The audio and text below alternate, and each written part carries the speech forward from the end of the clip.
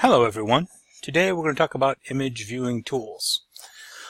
All PAX systems have the same basic viewing tools. Unfortunately, each PAX has its own unique user interface, so the location and tools for each of the common tools is different in every PAX system.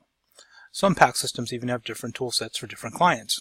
In other words, the tool set for the web viewer may be different than or a subset of the full client tools. One modality that has its own unique tool set that is different from all the rest. Can you guess which one it is? It can pose a challenge to the PAX administrator to be familiar with all the tools available on every screen in the entire PAX system. And that modality is mammography. Mammography, anytime I ask if anything is different or unique, pretty much the answer will always be mammography. Mammography has its own special tool set. However, since training users is a requirement of the job, it is imperative that the PAX admin have an expert knowledge of the system's tool set. And we played around with the tools a little bit in your lab in the fall semester. And I think what we'll do is this week, when you come in on Tuesday for your optional class, if you choose to come, hence the word optional, I think we'll do it in the lab and let you play with the PAX tools a little more there to get more familiar with them. The big three. The most commonly used image manipulation tools in PAX are window level, zoom, and pan.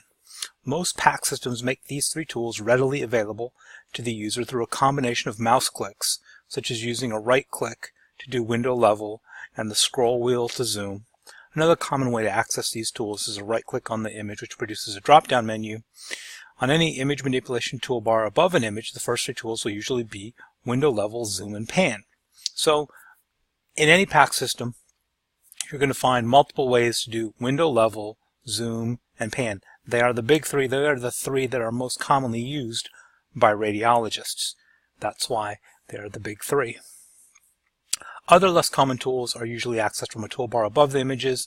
Often there will be so many possible tools that just 5 will be shown with a pull-down menu at the end of the toolbar to access more tools.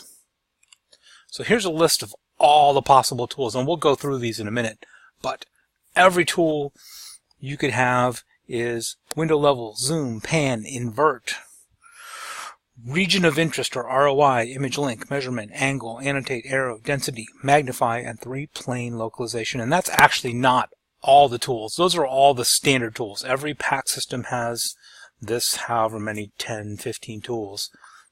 Some have even more. So I don't want you to get the idea that this is a comprehensive list of tools. It's just, you got the big three and then all these standard tools and even more tools beyond that. Because you can't have too many tools, right? Everybody needs more tools. Window level. Window level adjusts the brightness and contrast of the image. It is the most commonly used tool of all.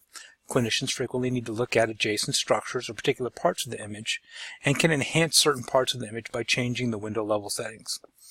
Window level changes are almost always applied by selecting the window level tool and then moving the mouse to get the desired result. Generally, moving the mouse straight up and down will change one parameter, the window, while moving the mouse side to side will change the other parameter, the level. Sometimes it's better to move the mouse in a slow circle to gradually get the image to the desired brightness, and that's the proper way to do window level, is to move the mouse in a slow circle. Also, PAX will include preset window level settings as a menu drop-down or often as numbers on the keypad. For example, a CT of the chest could be viewed in both bone or lung windows, depending on which type of anatomy the user wishes to view. Rather than have the user try to achieve the best result using the mouse, simply by pressing a number on the keypad, the user can move between bone and lung windows. Zoom and pan. Most PAX systems include two types of zoom, a preset zoom and a dynamic zoom. A preset zoom will zoom the whole image a specific percentage. Much like the window level preset, the user pushes the key on the keyboard, often a function key, and the image will zoom to twice its original size. The user then can select the pan tool to move the image around.